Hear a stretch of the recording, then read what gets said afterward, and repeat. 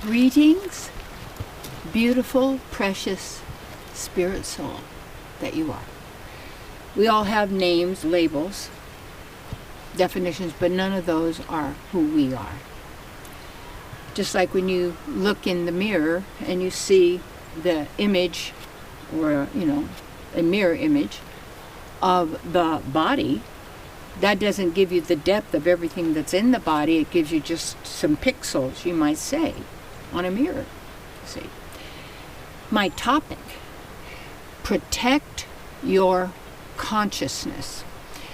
And I like the Vedic definition in the, I believe it's a Purana.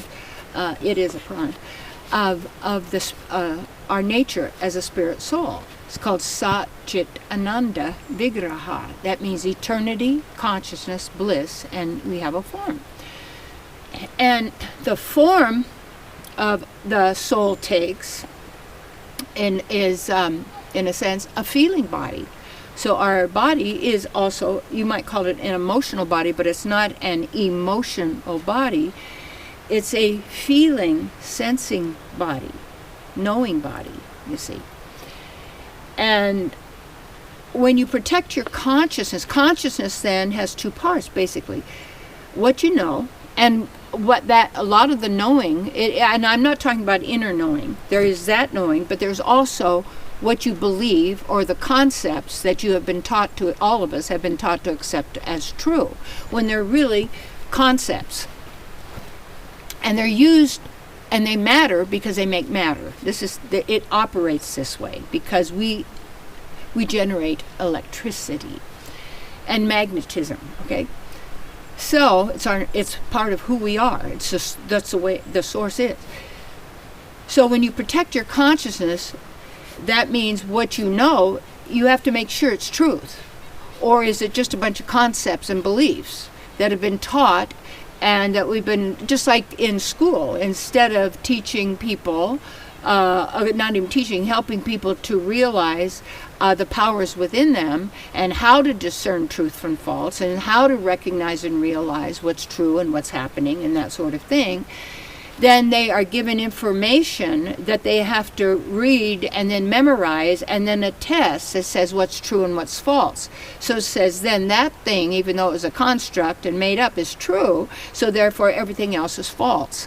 And then that person who gets the best grades at memorizing, those people we can raise up the ladder, because they're going to be people who are good order followers. And they could be good bureaucrats too, because they know how to do that sort of thing. And those people who are those inner free spirits, we don't want to deal with those people at all. Yeah, right. Hey, but that's who you are. You want to protect your consciousness. So you want to protect, in a sense, how do you do that? Is be really conscious about what you have accepted. And really take that, just look, what did you get from the family? Not making anybody right or wrong. I'm not talking about that. But just notice these patterns, these habits, these overlays, these caricatures, these words and thoughts that we use to define ourselves. Because when someone says who you are, you can't explain that. It's a being. So what do you say? Well, this is me, and I live here, and I have this, and I do this, and I got this, and I'm with up, and I've been there, and I accomplished this. So that's just a bunch of story.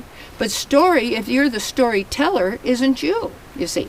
So to protect your consciousness, you got to make sure you're getting the highest knowledge in the sense of who you are and your own powers and abilities and nature and your eternal nature and what you're going to do when you drop this concept. Absolutely. Of this 3D and this reality and everything, to really do this now. And the other part of consciousness is what you do, your action.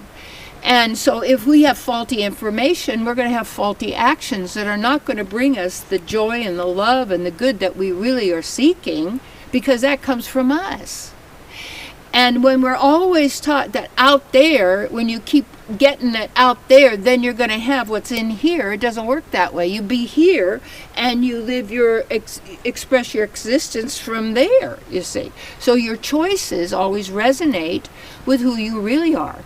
And that may be scary for us. And also, when I would just think about myself, because that's what I'm using here. just like being a vegetarian. The very first, it was really for my health because I had a stroke in the body. And I didn't want to have, that was to me a wake-up call. And then so I became a vegetarian and everything. And then after a while, I developed what it really was compassion as well. Because when I lived in India and my teacher there, and we took care of cows and such, and how beautiful they are, and the mothers, I took care of the mothers, and I was there for 2 mothers when their very last breath, and I was there to give that mama cow her last water to drink, and to really feel the love that really is there within us, and part that we are part of, and that animals are part of, and the caring and the feeling and all of who we are. And to protect your consciousness then is you have to protect yourself from people who don't know, who want you, who will argue with you or try and take you down or whatever, because they live their concepts in the mind, and they don't know truth about who they really are and haven't worked at that. So one of the things you have to do is you have, some compassion for people, but you understand where they are so you don't let their stuff take you down. And you stay strong in yourself. That's one of the ways in protecting your consciousness is to keep silent and keep to yourself about what's really important, and not be telling a bunch of people what you're going to do, because when people are telling people, I'm going to do this for you, and I'm going to do that, and then I'm going to do this, and you see they don't do it, is because they're just looking for those dopamine hits of everybody likes me and I feel good for the moment, and I go back to my miserable existence. That's why people are addicted to these electronics and stuff, because it looks like something's going on and there's really nothing going on but a bunch of pixels, even when you're watching this. So we want, not that we're going to go off immediately, but whatever we've got that's destroying our true joy of being and health and vitality and keeping us from knowing who we are, is that we're working at it, you see. And some stuff is gradual. And sometimes you fall off the path and get back on again. But the key is you want to immerse yourself in relationships with people who are empowering and nurturing and conscious and really spiritually motivated for the good of all. And in your own actions and what you do and how you live and how you talk. See, this is where it's at. And when you protect your consciousness, you are empowering yourself and staying strong in yourself, and this is what's really, really important now. And not let anybody or anybody else knock you off. And remember, years ago I wanted to have a television ministry, but I didn't tell people. I kept it to myself, because what I'm going to have people say, well, who do you think you are, and how can you going to do that, and I remember you when, and you were this way and that way, and what gives you the right, it's all these kind of things. And then, oh, well, you don't act like my concept of what a minister should be like, and you don't act like my concept of what you need to be. So we're a bunch of conceptual concept people. That's interesting. When I was in India, and my friend there got basically possessed by So anyway, I was watching as this entity had taken over this person's body, and the entity looked around, a ghost, whatever it was, and said, "It's all concepts." You bet it is. It's all concepts. So conceptualize, you see. Conceptualize, you see. So protect your consciousness.